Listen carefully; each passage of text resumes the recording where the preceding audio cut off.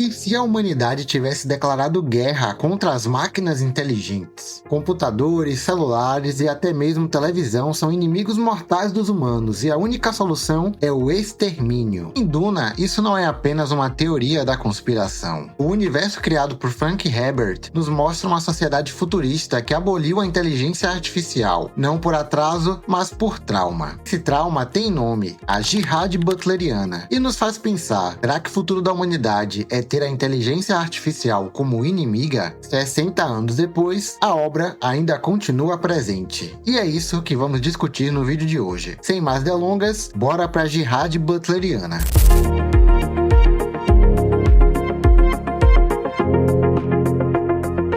No universo de Duna, a humanidade alcançou um nível tecnológico inimaginável. Viagens interestelares, manipulação genética, sociedades interplanetárias. Mas há uma ausência estranha. Não existem computadores inteligentes. Não há robôs com consciência, nem sistemas que pensem sozinhos. Só que isso não é um detalhe esquecido por Frank Herbert. É uma decisão narrativa e política, com consequências para todo o universo da obra. No passado de Duna, aconteceu a Jihad Butleriana, uma guerra total contra as máquinas pensantes. O resultado foi uma espécie de mandamento universal, escrito na Bíblia Católica Laranja. Abre aspas, não criarás uma máquina para imitar a mente humana. Fecha aspas. Mas para entender o peso dessa guerra contra as máquinas, é preciso lembrar que Duna é muito mais do que uma ficção científica sobre tecnologia. A história acompanha Paul Atreides, herdeiro de uma casa nobre que assume o controle de Arrakis, o planeta do deserto. Ali se encontra a especiaria melange, a substância mais valiosa do universo, capaz de ampliar a consciência humana, mas capaz de causar dependência quando consumida em grandes quantidades. Se você ainda não percebeu, Duna se passa em um futuro distópico. Mas afinal de contas, o que é uma distopia ou uma ficção distópica?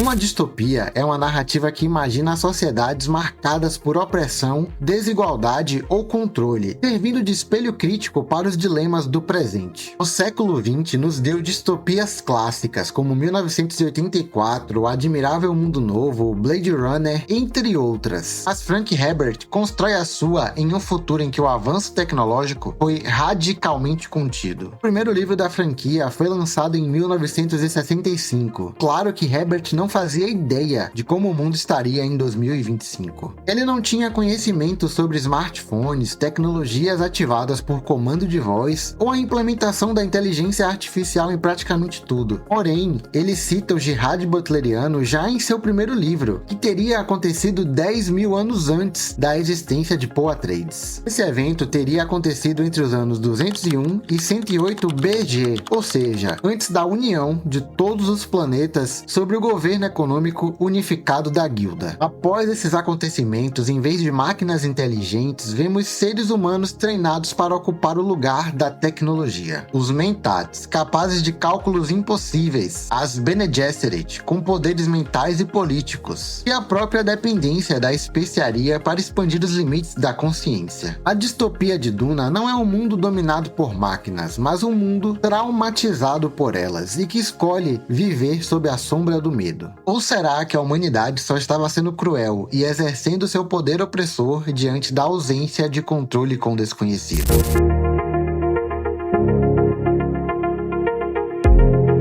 A Jihad Butleriana funciona como metáfora. Frank Herbert não estava apenas contando uma guerra contra computadores, ele estava refletindo sobre o medo humano de perder o controle da própria criação. E também, por que não, a própria futilidade humana em criar a criatura perfeita com base em seus infinitos defeitos. Quando a humanidade de Duna destrói as máquinas pensantes, ela está dizendo: não vamos correr o risco de permitir que decisões éticas sejam entregues ao cálculo frio de um algoritmo. Não vamos deixar que as máquinas continuem a nos dominar. Mas também está dizendo: não seremos submissos, pois seremos seres superiores. É uma metáfora que funciona porque fala tanto do passado, com o medo das bombas nucleares, quanto do nosso presente, marcado pelo avanço acelerado da inteligência artificial. Tô falando mal das máquinas no universo de Duna, mas os seres humanos também não são os mocinhos da história. Quando Frank Herbert cria a Jihad Butleriana, ele não está apenas apontando o dedo para as máquinas, mas para os próprios humanos. Afinal, quem construiu as inteligências artificiais? Quem delegou a elas o poder de decisão? Quem escolheu substituir o pensamento crítico pela dependência tecnológica? O medo não é apenas do que a IA pode fazer, mas do que a humanidade é capaz de fazer ao se esconder atrás dela. O risco não está apenas nos algoritmos, mas na passividade humana em abdicar de sua responsabilidade ética. Esse ponto dialoga com Hannah Arendt e sua ideia da banalidade do mal. Quando indivíduos deixam de pensar e apenas obedecem, tornam-se cúmplices de atrocidades. No universo de Duna, as máquinas não se rebelam sozinhas. É a complacência humana que as permite assumir esse papel. Assim, a crítica maior de Herbert é que a humanidade, ao criar máquinas para pensar em seu lugar, corre o risco de abrir mão daquilo que a define, a capacidade de refletir, escolher e assumir a responsabilidade.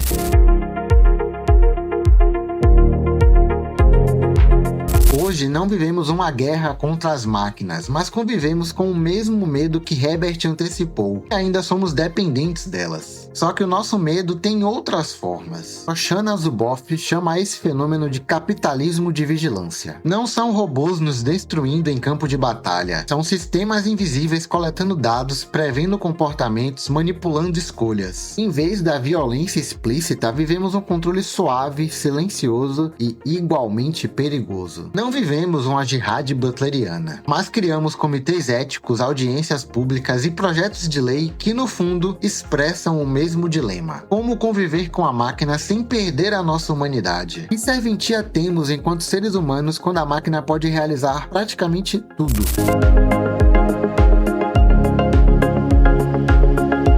Em Duna, o trauma levou à proibição absoluta. No nosso mundo, o caminho pode ser outro: a integração inevitável. Kai-Fu Lee descreve o avanço da inteligência artificial em 4 ondas. A primeira é a IA da internet, que organiza nossos cliques, curtidas e buscas para oferecer recomendações personalizadas. É o motor por trás do YouTube, da Netflix e dos anúncios que adivinham nossos desejos. A segunda onda é a IA dos negócios, que usa bancos de dados corporativos para prever comportamentos e otimizar decisões. Aqui entram algoritmos que já substituem analistas humanos em diagnósticos médicos, ou até mesmo na seleção de currículos, mas que também carregam o risco de discriminações invisíveis, como o caso da Amazon, que rejeitava mulheres em processos seletivos. A terceira é a IA de percepção, que conecta o mundo digital ao físico, por meio de visão computacional e reconhecimento de voz. É o que permite, por exemplo, pedir comida apenas falando com uma assistente virtual, ou desbloquear o celular com o rosto, mas que também abre espaço para abusos como os deepfakes e a manipulação de identidades. Por fim, a quarta onda é a IA autônoma, ainda em construção, na qual máquinas passam a agir por conta própria em tarefas humanas. Carros que dirigem sozinhos, casas inteligentes que monitoram moradores ou cidades inteiras reguladas por sensores. É a fronteira da chamada inteligência artificial geral, capaz de pensar e aprender de forma semelhante a nós. O que acontecia no universo de Duna antes da jihad butleriana. Essas 4 ondas revelam que a IA não surgiu de repente com o chat GPT. Ela é fruto de um processo de camadas sucessivas, cada vez mais invasivas em nossas rotinas. E é justamente essa escalada, do simples cálculo até a autonomia plena, que ressoa com o medo de Duna, o temor de que, pouco, deixemos de decidir por nós mesmos e transfiramos nossas humanidades às máquinas. Herbert nos mostra um futuro moldado pelo medo. Nós vivemos um presente moldado pelo fascínio. O risco é que na euforia do fascínio não percebamos o perigo até que seja tarde demais.